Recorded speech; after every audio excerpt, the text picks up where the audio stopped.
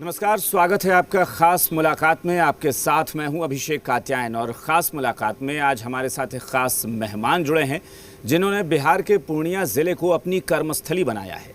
हालांकि जन्मस्थली की बात करें तो वो सुपौल ज़िले से ताल्लुक़ रखते हैं और उनके बारे में आपको बता दें कि दरअसल सरकार ने एक टारगेट रखा, एक लक्ष्य रखा है कि जल्द से जल्द, यानी 2022 का ही लक्ष्य है, जल्द से जल्द देश के हर शख्स को अपना घर मिल सके, उसके अपने घर का सपना साकार हो सके। इस मिशन पर भी ये बहुत तेज़ी से काम कर रहे हैं। हम बात कर रहे हैं बिहार के पैनोरमा ग्रुप बता दें कि रियल एस्टेट कंपनी है। पैनोरमा ग्रुप के CMD संजीव मिश्रा जी हमारे साथ जुड़े हैं। संजीव मिश्रा जी, बहुत बहुत स्वागत है आपका। बहुत बहुत धन्यवाद। सबसे पहले तो मैं चाहूँगा कि आप अपने बारे में ज़रा बताएं कि ये रियल एस्टेट ग्रुप अपना चलाना, बिल्डर के तौर पर घर बनवाना, और वो भी उस लक्ष्य के साथ कि अफोर्डेबल हाउसिंग पे फोकस करके आपको काम करना है, ये कितनी बड़ी चुनौती है? देखिए, सबसे पहले मैं आपको बता दूं, मेरा नाम संजीव मिश्रा है। मैं सुपौल ज़िला से बिलोंग करता हूं। सुपौल ज़िला मेरा घर है, लेकिन मैं पूर्णिया में मेरा कार्यस्थल है, वहीं मेरी कंस्ट्रक्शन कंपनी है। सुपौल में मेरी कुछ एक्टिविटी है, जैसे एजुकेशन और हेल्थ से रिलेटेड हमने कुछ काम किया गाँव में। लेकिन जो रियल एस्टेट की बात करते हैं तो पूर्णिया में मेरा कारोबार है, और पूर्णिया के साथ साथ हम लोग सुपौल भी और भी डिस्ट्रिक्ट में अभी इसको स्टार्ट करने जा रहे हैं। क्योंकि जो गवर्नमेंट का मिशन है 2022 में सबको घर देना है, तो इसमें इस मिशन पे हर डिस्ट्रिक्ट में अब ये गवर्नमेंट चाह रही है कि हम जॉइंट वेंचर करके, बिल्डर के साथ जॉइंट वेंचर करके हम अफोर्डेबल हाउस बनाएं और आम आवाम को हम इसके लिए लोगों को आवंटित करें। इस मिशन पे हम लोग काम कर रहे हैं। हमारी सरकार से बातचीत भी हुई है। मैं अभी नाम नहीं लूँगा चूँकि अभी अनऑफिशियल बात हुई है। सरकार से बातचीत हुई जॉइंट वेंचर करने की। हर जिला में, कोसी सीमांचल में जितना भी जिला आता है, कि हर जिला में आपको गवर्नमेंट लैंड मुहैया कराएगी, सरकार से हमारी जॉइंट वेंचर होगी, या हमारे जैसे और भी बिल्डर हैं। जैसे पूर्णिया की बात करें तो वहाँ 3,500-4 हज़ार मकान बन सकता है, सरकारी आवास बन सकता है। उस पर जॉइंट वेंचर करेगी सरकार बिल्डर के साथ में। जिस भी रेशियो पे तय होगा, चाहे वो 50% पे हो, 40% पे हो, बाकी बिल्डर को मिल जाएगा। रेस सरकार के पास आ जाएगी और सरकार क्या करेगी, इसको आवंटित करेगी आम आवाम के बीच में। उससे दो तरीके से होगा। सपोज हमने 1,000 घर बनाया, 500 घर हमको मिल गया, 500 घर सरकार के अलॉटमेंट में आ गया, तो 500 घर हम अपने बेचेंगे, अपने रेट पे सरकार अलॉटमेंट करेगी अपने रेट में। लेकिन कहीं न कहीं वो 1,000 आदमी को घर मिलेगा, चाहे हम अलॉटमेंट करें या गवर्नमेंट अलॉटमेंट करे। इस मिशन पे हमारा बातचीत चल रहा है और अभी अपने हम निजी स्तर पे अफोर्डेबल हाउस बना रहे हैं। अपना पूर्णिया में भी बनाया हमने, और भी जिला में प्रयास कर रहे हैं इसके लिए हम लोग। अच्छा, अमूमन इस सेक्टर में कंपटीशन भी बहुत ज़्यादा है। एक तो लोगों का भरोसा जीतना बहुत बड़ी चुनौती होती है, क्योंकि लोगों को ऐसा लगता है कि जो बिल्डर होते हैं वो कहते ज़रूर हैं कि अफोर्डेबल हाउसिंग है, वो कहते ज़रूर हैं कि हम सस्ते मकान बना रहे हैं, लेकिन लोगों का भरोसा बहुत ज़्यादा नहीं बनता। उन्हें लगता है कि अगर वो दाम में, कीमत में कम करते हैं तो क्वालिटी से कॉम्प्रोमाइज़ करते हैं। और दूसरा एक बहुत बड़ी जो बात लोगों का भरोसा जो टूटता है वो ये कि लोग कहते हैं कि अगर एक प्रोजेक्ट बिल्डर ने शुरू किया और उसमें जब लोग पैसा लगाते हैं तो उसी पैसे को बिल्डर एक साथ दूसरा प्रोजेक्ट शुरू कर देते हैं, तीसरा प्रोजेक्ट शुरू करते हैं, और इसकी वजह से जो प्रोजेक्ट का कंप्लीशन डेट है, कंप्लीशन का, वो बहुत बढ़ता जाता है, कंप्लीट नहीं होता। आपने कैसे इसको मैनेज? देखिए, ये बात आप बिल्कुल ठीक बोल रहे हैं, लेकिन ये चीज़ आज में नहीं रह गया। जब से रेरा आया है, ये रेगुलेटरी बोर्ड आने के बाद ये सब चीज़ खत्म हो गया है। रही बात क्वालिटी का, तो क्वालिटी का हम नहीं, जो पब्लिक रह रही है वो आपको बता देगी कि हमारा क्वालिटी कंस्ट्रक्शन का कैसा है। और जहाँ बात है कि प्रोजेक्ट का, तो मल्टी प्रोजेक्ट से ये नहीं है कि हम इस प्रोजेक्ट का पैसा दूसरे प्रोजेक्ट पे लगा दें। रेरा आने के बाद है कि आप कॉन्ट्रा एंट्री भी नहीं कर सकते, ट्रांसफ़र भी नहीं कर सकते। जिस प्रोजेक्ट का पैसा है आपको उसी प्रोजेक्ट पर लगाना होगा, आप दूसरे प्रोजेक्ट में उस पैसे को नहीं लगा सकते हैं। मल्टी ऑप्शन से एक बेनिफिट हम लोगों को, हमारे जो निजी लाभ हुआ है, हम बता दें कि कस्टमर को हम लोग मल्टी ऑप्शन देते हैं कि नहीं, आप इस लोकेशन में नहीं, इस लोकेशन में लीजिए। मल्टी प्रोजेक्ट का ये बहुत बड़ा फ़ायदा हमको मिला है। और आगे जो मेरी प्लानिंग है, हमारे पास काम बढ़ रहे हैं। यानी एक साथ कई प्रोजेक्ट शुरू करना कस्टमर के लिए भी बेहतर है। कस्टमर के लिए बेहतर है, साथ साथ बिल्डर के लिए बेहतर है। यदि ईमानदारी से काम करें तो आप एक प्रोजेक्ट का पैसा दूसरे प्रोजेक्ट में लगाएंगे तो 100% ये बात सही होगा कि कहीं ना कहीं प्रोजेक्ट सफ़र करेगा। यदि जिस प्रोजेक्ट का पैसा है उसी प्रोजेक्ट में आप उसको लगाएंगे तो कहीं ना कहीं प्रोजेक्ट में कहीं देरी नहीं होगी, इसकी कहीं कहीं से संभावना नहीं है। और मल्टी प्रोजेक्ट से कस्टमर को बेनिफिट है, ऑप्शन मिल जाता है, बिल्डर को है कि कस्टमर वापस नहीं जाता है। रही कंपटीशन का, तो बिहार में ऐसा कोई कंपटीशन इस तरह का है नहीं, क्योंकि हम जिस ज़िला में काम कर रहे हैं बहुत ज़्यादा बिल्डर है नहीं वहाँ। और कंपटीशन होना चाहिए, हम चाह रहे कंपटीशन हो ताकि अपनी कमी को हम दूर कर पाएँ। कितने प्रोजेक्ट अभी इस वक्त चल रहे हैं? अभी 14 प्रोजेक्ट चल रहे हैं हमारे पूर्णिया ज़िले में। पूर्णिया ज़िले में क्या क्या है, जरा प्रोजेक्ट के बारे में कुछ बताएं कि किस देखिए तरह के हमारा प्रोजेक्ट्स क्या हैं? है, कमर्शियल अच्छा, प्रोजेक्ट ये भी है, कमर्शियल भी है, रेजिडेंशियल भी है, मिक्स प्रोजेक्ट है। अभी हमने रिसेंटली स्टार्ट किया है जो पैनोरमा सिटी काफ़ी पॉपुलर है उस एरिया में। आप बिहार में किसी भी ज़िला में बात करें तो पैनोरमा सिटी का नाम हो गया है और उसमें लगभग 200-250 फैमिली अभी शिफ्ट भी कर गई, जबकि बहुत नया प्रोजेक्ट है, 2 साल हुआ इस प्रोजेक्ट को, लेकिन 200 के आसपास फैमिली शिफ्ट भी कर गई है। उसमें हाई राइज बिल्डिंग भी है, लो राइज बिल्डिंग भी है, उसी में आगे हम कमर्शियल बना रहे हैं। इस तरह का हमारा लाइन बाज़ार में भी है प्रोजेक्ट, भट्टा बाज़ार में भी है, जो पॉश एरिया है पूर्णिया का, उसमें भी हमारा कमर्शियल प्रोजेक्ट है। और जो कंपनी अभी आ रही है, जैसे चाहे फूड चेन की बात करें, रिटेल चेन की बात करें, तो वो लगभग कंपनी हमारे मॉल्स में आ रहे हैं। ये सच है कि अब तो अपार्टमेंट्स बनने लगे हैं। पटना की बात करें तो राजधानी है, वहाँ भी अपार्टमेंट्स बनने लगे हैं, लेकिन फिर भी एक बिहार के लोगों का एक माइंडसेट माना जाता है कि वो अब भी अपार्टमेंट कल्चर में बहुत ज़्यादा कंफर्टेबल खुद को नहीं पाते हैं, वो इंडिपेंडेंट हाउस पे ज़्यादा फोकस करते हैं। तो मैं आपको बता दूं, आपने बिल्कुल ठीक बोला है, अभी भी वहाँ के लोग, ऐसा नहीं कि अपार्टमेंट कल्चर में हम लोगों को थोड़ी परेशानी ज़रूर हुई थी लोगों को बताने में, लेकिन अभी फ्लैट्स वहाँ बिक रहे हैं और बहुत तादाद में फ्लैट बिक रहे हैं। रही बात इंडिविजुअल हाउस का, तो मैं आपको बता दूं मैं इंडिविजुअल हाउस भी बना रहा हूं, विला भी बना रहा हूं, डुप्लेक्स भी बना रहा हूं, मतलब मल्टी ऑप्शन है कस्टमर के पास। आप चाहे फ्लैट ले लीजिए, आप चाहें हमारे यहाँ विला ले लीजिए, आप चाहे शॉप लेना है शॉप ले लीजिए, तो कस्टमर के पास कुछ बोलने के लिए बचता नहीं। आपको सस्ता प्रोजेक्ट चाहिए वो भी मिल जाएगा, लग्जरी प्रोजेक्ट चाहिए वो भी मिल जाएगा। तो कस्टमर को हम लोग वापस नहीं करते, उसको दे के ही भेजते हैं। आपको जैसे चाहिए, रेट टू मूव प्रॉपर्टी चाहिए। पैनोरमा ग्रुप की ताकत यही है कि आपने हर प्रोजेक्ट में हाथ डाला हुआ है, कस्टमर की पसंद के मुताबिक चीज़ें उपलब्ध। हर लोकेशन में हमारा प्रोजेक्ट है और हर रेट का प्रोजेक्ट है हमारे यहाँ। आपको आश्चर्य लगेगा कि हम पूर्णिया जैसे शहर में 2000 रुपये स्क्वायर फीट में माल बेच रहे हैं, कि जो किसी गांव में खरीद के बनाएगा, गांव में अपना खुद से भी बनाएगा तो शायद संभव नहीं है। सिर्फ 2000 रुपये स्क्वायर फीट फ्लैट अभी हम बेच रहे हैं पूर्णिया में, और डिमांड अच्छी है। डिमांड बहुत अच्छी है, बहुत बढ़िया सेल हो रहा है। अच्छा, अगर जैसे आपने कहा कि इंडिपेंडेंट हाउस भी बेच रहे हैं, तो अभी की स्थिति क्या है? कितना लोगों की सोच बदल गई है? अपार्टमेंट में ज़्यादा लोग फोकस कर रहे हैं या अभी भी इंडिपेंडेंट हाउस पे ज़्यादा? देखिए, जिनके पास पैसा है और 50 लाख 60 लाख रुपया है तो वो चाहते हैं कि हमारा इंडिविजुअल हाउस हो, तो हम लोग इंडिविजुअल हाउस भी दे रहे हैं, उसमें डुप्लेक्स भी दे रहे हैं, विला भी दे रहे हैं। विला का थोड़ा कॉस्ट भाग जाता है, तो वहाँ जो 3 BHK का डुप्लेक्स है सबसे ज़्यादा डिमांड है, उसके बाद 2 BHK और 3 BHK का फ्लैट का डिमांड है। और कमर्शियल प्रोजेक्ट, क्योंकि बिहार में एक बड़ा सवाल ये भी उठता है कि क्या बिहार बहुत बड़ा मार्केट है? मार्केट के हिसाब से तो कमर्शियल प्रोजेक्ट कितना सक्सेसफुल है? देखिए, कमर्शियल प्रोजेक्ट तो हम लोग तो यहाँ देखा है NCR में भी कि बनने के बाद बिकता है, लेकिन आपको आश्चर्य लगेगा कि हमारा खुदाई होता है, बेसमेंट हम लोग खोदते हैं, लगभग हमारा 30% 40% माल बिक जाता है। बनते बनते अभी हमारा 3 तल्ला 4 तल्ला बिल्डिंग बना है, लेकिन लगभग 90% प्रॉपर्टी हमारा सोल्ड आउट है। अब ज़रा चुनौतियों के बारे में बात कर लें कि चुनौतियां क्या हैं आपके सामने? आपको क्या लगता है कि कुछ बिहार में अगर इस सेक्टर में काम करना है तो परेशानी अगर है तो किस तरह की परेशानी है? उसमें किस तरह की आपको सरकार से आप उम्मीद करते हैं कि मदद मिले इस सेक्टर देखिए, को? परेशानी तो है अभी, जैसे हम लोगों के पास क्या है कि अभी कॉपर का रेट बढ़ गया है बहुत ज़्यादा। UPVC की बात करें तो बहुत ज़्यादा रेट बढ़ गया है, स्टील का रेट, सीमेंट का रेट बढ़ गया है, ठेकेदार ने अपना प्राइस बढ़ा दिया है, कंप्लाइंसेज बहुत ज़्यादा बढ़ गए हैं, बहुत ज़्यादा कंप्लाइंसेज बढ़ गए हैं, पहले इतना नहीं था।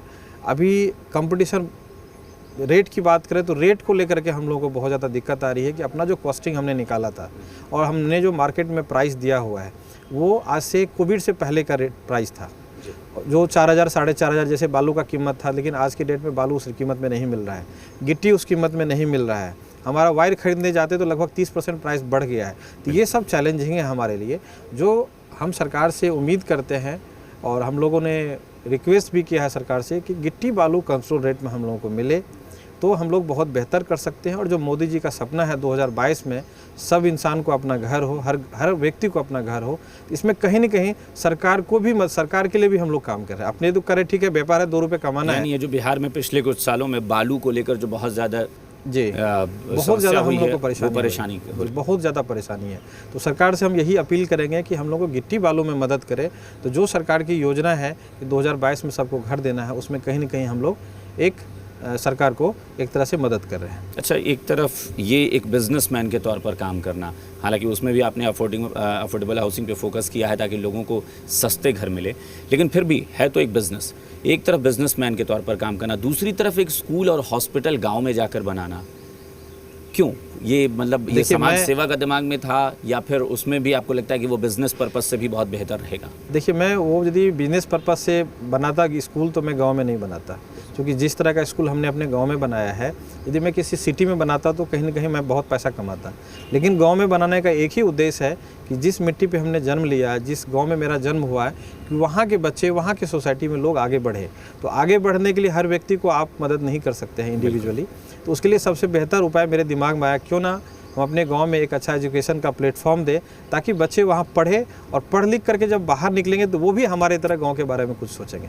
इसलिए हमने स्कूल और हॉस्पिटल का निर्माण किया गांव में। और हॉस्पिटल गांव में जो है उसमें भी चूंकि डॉक्टर वगैरह सब जो हैं वो आपने अपने खुद से डॉक्टर हायर करके हॉस्पिटल बनाने का था, जब मैं गाँव में गया था तो वहाँ देखा कि मेरे सामने एक्सीडेंट हुआ, 45 मिनट लगा एम्बुलेंस को आने में, पूर्णिया जाते जाते वो कोलैप्स कर गया। इस तरह का 2-3 घटना मेरे सामने में हुआ, तो मुझे लगा नहीं ठीक है, पैसा हम कमा रहे हैं, व्यापार है, पैसा कमाना ही है, लेकिन गांव के लिए हम स्कूल और हॉस्पिटल जो बेसिक चीज़ है वहाँ नहीं है मेरे गांव में, इसलिए हमने दोनों की शुरुआत करी है। अगर आसपास का देखें तो कितनी आबादी है, चाहे वो आपका गांव हो या आस पड़ोस के जो गांव हो, कितनी आबादी है जो उस हॉस्पिटल से प्रभावित हो रही है? उसको मुझे लग रहा है 30 से 40 हज़ार लोग, 40 हज़ार लोग हैं जो प्रभावित हो रहे हैं। इस हॉस्पिटल से उनको बेनिफिट मिलेगा और स्कूल से बेनिफिट मिल रहा है। स्कूल में बच्चों की संख्या अभी लगभग 700, अभी हमारा पहला सेशन था और हमारा जितना भी सीट था सारा का सारा फुल हो गया। अच्छा, स्कूल के बारे में ज़रा बताएं कि जो स्कूल चल रहा है उसमें पढ़ाई, चूँकि आजकल क्या है कि कंपटीशन, मैं फिर कह रहा हूँ शिक्षा में भी वही कंपटीशन है। शहर के बच्चे जो पढ़ रहे हैं उनका एजुकेशन का जो क्वालिटी है वो बहुत अलग है, गांव में बिल्कुल अलग है। तो आपने वहाँ पर, मैं आपको बता दूं, मैं महाराष्ट्र से प्रिंसिपल आया, साउथ के हमारे टीचर है, कालिंपोंग से है, कलकत्ता से है, आपके इस नोएडा से हमारे टीचर गए हुए हैं। तो क्वालिटी एजुकेशन देने के लिए हमने उसको स्टार्ट किया है। ये नहीं कि मेरा कोई प्रॉफिटेबल ऑर्गेनाइजेशन है, हमने स्टार्ट किया है इसीलिए कि हमारे गांव के बच्चे पढ़ लिख के कुछ आगे बढ़े। तो हमने लोकल टीचर नहीं रखा है, सारे टीचर हम बाहर से लाए हैं और कोशिश कर रहे हैं कि उसको क्वालिटी एजुकेशन मिले। बच्चों के रहने के लिए भी व्यवस्था? जी, हॉस्टल की व्यवस्था है। हॉस्टल की व्यवस्था है। अब ज़रा थोड़ा हम निकलते हैं आपके बिज़नेस से बाहर आकर और पूरे बिहार की अब बात करते हैं। पूरे बिहार को जब हम आत्मनिर्भर बनाने की बात करते हैं, मोदी जी देश को आत्मनिर्भर बनाने की बात करते हैं, लेकिन नीतीश कुमार बिहार को आत्मनिर्भर बनाने के लिए उद्योग को बढ़ावा देने पर सबसे ज़्यादा लोगों का जोर होता है कि उद्योग बढ़े, लेकिन वैसा बहुत हो नहीं पा रहा है। रियल एस्टेट सेक्टर की क्या गुंजाइश है बिहार में? अभी कितना ज़्यादा ग्रोथ यहाँ पर और मुमकिन है? मैं आपको बोलूँगा तो आपको लगेगा कि पता नहीं क्यों इतनी लंबी लंबी बातें कर रहे हैं। अभी बिहार में हर ज़िले में, मैं आपको दावे के साथ कह सकता हूँ, बहुत ऐसे लोग हैं कि वो देख रहे हैं कि गवर्नमेंट की तरफ कि कुछ ऐसा प्रोजेक्ट लॉन्च हो, या बिल्डर जाना नहीं चाहते हैं। बिल्डर इसलिए नहीं जाना चाहते हैं बाहर के, आज दिल्ली नोएडा से लोग जाते हैं, घूम के चले जाते हैं, काम नहीं करते, उनको हिम्मत नहीं होता है। थोड़ा सा सरकार यदि जो भी कंप्लाइंसेज है, मैं ये नहीं कह रहा कि पेपर वर्क नहीं हो, पेपर वर्क होना चाहिए, लेकिन उस समय सीमा के अंदर यदि पेपर वर्क हो जाता है। आज देख लीजिए कलकत्ता में रियल एस्टेट के लोग, इंफ्रास्ट्रक्चर में कितने कंपनी थी, सब भाग गए धीरे धीरे। इतना एक छोटे छोटे काम के लिए सालों लग जाता है, तो कहीं ना कहीं बिल्डर को नुकसान हो जाता है। यदि सरकार छोटी सी वहाँ पहल करे और बिल्डर को या और भी सेक्टर में कंप्लाइंसेज में थोड़ा टाइट बना दे, नियम बना दे। नियम कानून तो बना हुआ है लेकिन वो फुलफिल धरातल पे है नहीं। यदि मैं कोई एनओसी के लिए जाता हूँ जो 20 दिन का टाइम है, तो कुछ न कुछ रीजन लगाकर उसको 6 महीना लगा सकते हैं, हो सकता है कि 2 साल लग जाए। तो सरकार से मैं यह अपील करूँगा कि आप चीज़ों को थोड़ा सा नहीं, अगर मान लेते हैं कि बिल्डर को थोड़ी राहत भी मिल जाए, तो भी क्या लगता है कि बिहार के हर जिले में ये सेक्टर मैं आपको बता दूँ, हमारी कंपनी है, हज़ारों वर्कर काम कर रहे हैं। मैंने अकेले इस कंपनी को स्टार्ट किया था, आज हज़ारों लोग हमारे यहाँ काम कर रहे हैं। तो 1000 आदमी का मतलब है 5000 आदमी का गुजारा हो रहा है। एक फैमिली में एक कोई हमारे यहाँ काम कर रहा है तो वो 5 आदमी उस पर डिपेंड है। 1000 आदमी है तो 5000 आदमी का तो उससे चल रहा है रोजगार। वही आदमी को यदि काम नहीं मिलता तो कहीं ना दिल्ली नोएडा वो आता काम करने के लिए। तो हमारे जैसे बहुत लोग हैं वहाँ काम कर सकते हैं। लोग भाग रहे हैं बिहार से, काम नहीं कर रहे हैं। यदि उसी लोगों को थोड़ी सुविधा दे दे, राहत दे दे, तो वो लोग वहाँ बिहार में काम करेगा तो रोजगार की असीम संभावनाएं हैं। हालांकि सरकार ये कह रही है कि हमने सड़क बना दिया, हर जगह पर सड़क बन चुकी है, बिजली हमने पहुंचा दी है, पानी की व्यवस्था कर दी है। नो डाउट, सरकार की लॉ एंड ऑर्डर भी सरकार हालांकि दावा करती है। बिल्कुल ठीक बात है। यदि सरकार के पास हर जिले में, मैं आपको बता दूं, एक छोटा सा एग्जांपल दे रहा हूँ, हर जिले में बहुत बड़ा बड़ा लैंड का पीस पड़ा हुआ है। यदि वो किसी बिल्डर को दे देते हैं, बोलते ठीक है 50% आप ले लीजिए, 50% हमको दे दीजिए, या किसी एक रेशियो पे तय कर ले कि आप बना के MOU साइन कर ले कि हमारे पास सपोज 1000 एकड़ लैंड है वहाँ, या 100 एकड़ लैंड है, 50% में कंस्ट्रक्शन हमने करके गवर्नमेंट को दे दिया, उससे रेवेन्यू जनरेट होगा, सरकार को भी कहीं ना कहीं लाभ होगा। और एंड यूजर जो बायर है, हर जिला में मैं बता दूं 4 से 5000 एंड यूजर है जिसको घर चाहिए। 4 से 5000 घर इमीडिएट बिक सकता है हर जिला में। और ऐसे लोग हैं जो 50,000, 40,000, 30,000 रुपये हर महीना में कमा रहा है और 10 से 15,000 रुपये किराया दे रहा है, यदि 10 से 15,000 रुपये किराया दे रहा है उसको कोई लाभ नहीं मिल रहा है। लेकिन 10 से 15,000 रुपये यदि हाउसिंग लोन ले करके वो घर ले लेगा तो एक सर्टेन पीरियड के बाद उसका अपना एक कॉर्पस क्रिएट हो जाएगा और उसकी अपनी प्रॉपर्टी हो जाएगी, उसका एक सेविंग हो जाएगा। हर व्यक्ति का सपना होता है कि मेरा अपना लाइफ में एक घर हो सकता है। सरकार इसमें यदि पहल करे तो बहुत अच्छा रहेगा। ये नहीं कि वो काम हमें दे, किसी भी बिल्डर को आपको जहाँ जस्टिफाई होता है कि नहीं उसको देना चाहिए या टेंडर निकालना चाहिए या जो भी आपकी वैकल्पिक व्यवस्था है सरकार का। और ज़मीन भी बेकार पड़ा हुआ है, आप ज़मीन पे देखेंगे बिल्कुल प्लॉट खाली है, कुछ भी नहीं है। यदि सरकार इस पे पहल करे तो इसमें सरकार के पास रेवेन्यू भी आ जाएगा और जो मोदी जी का मिशन है कि 2022 में हर व्यक्ति का अपना घर हो, सबके पास अपना घर भी हो जाए। ठीक है, ये तो चलिए मान लीजिए कि एक रियल एस्टेट सेक्टर की बात हो गई या सरकार से कुछ मदद की बात हुई, लेकिन इसके अलावा उद्योग को जब हम ओवरऑल बात करते हैं कि बिहार में इंडस्ट्रियल ग्रोथ बहुत ज़्यादा नहीं है, तो उसमें क्या लगता है आखिर उसके आड़े क्या आ रहा है, क्या अड़चन पैदा हो? देखिए, सबसे बड़ी समस्या मैं बता दूं, कोई भी कंपनी काम करने जाएगी तो लैंड परचेज करेगा। तो लैंड परचेज मैं बता दूं, पूरे भारत में बिहार एक ऐसा स्टेट है जहां की रेवेन्यू सबसे ज़्यादा रजिस्ट्रेशन कॉस्ट लगता है, 10%।